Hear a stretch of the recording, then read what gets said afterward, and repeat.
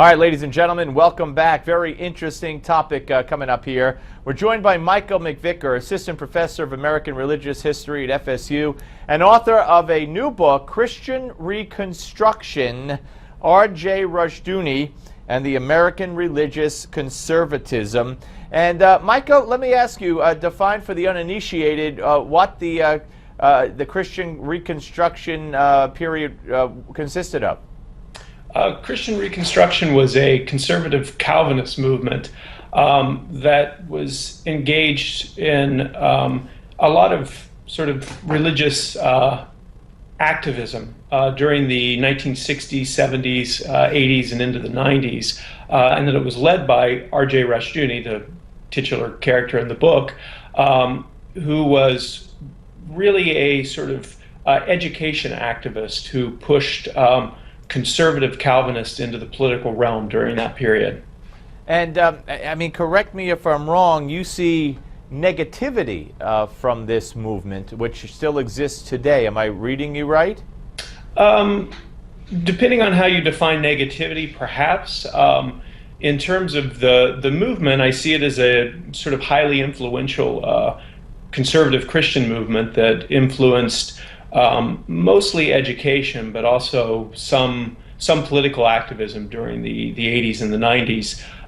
But I don't necessarily see it as a sort of aggressively negative movement in the way some people have portrayed it. I actually see it as a kind of interesting and engaging reform movement that was important and needs serious study, even maybe beyond what I've offered. Well, I think there's been a lot of good that has come from this, and it has had a lot of influence, and I believe it still has influence today.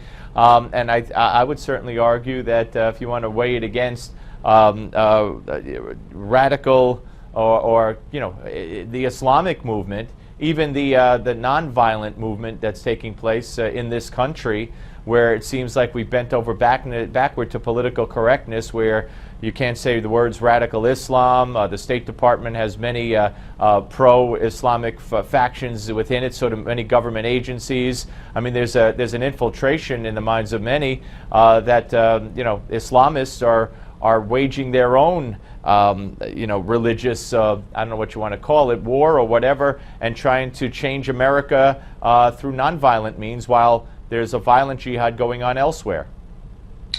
Well, I think one of the interesting things and maybe instructive things about Christian Reconstruction, and especially Rushdoony's ministry, R.J. Rushdoony, the founder of the movement, is that he has often been attacked as a character who has been engaged in a sort of hyper-aggressive and maybe even secretive attempt to influence politics in the United States, especially with this Christian Reconstruction idea. And you know, part of the work that I'm trying to do in the text is to elaborate the sort of I guess you might say conspiracy theories that have been associated with Christian Reconstruction and offer some nuance there, and also to use that to generate an interesting way to talk about concerns about religion and its place in politics in the United States, whether it be secretive movements that are attempting to influence governments and politics, or whether it's more open and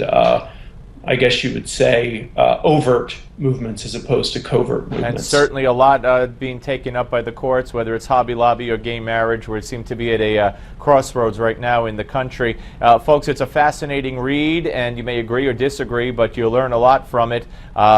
Christian Reconstruction. Michael, thank you very much, sir. Thank you, Steve. All right, more of the show coming up next, folks. Don't go away.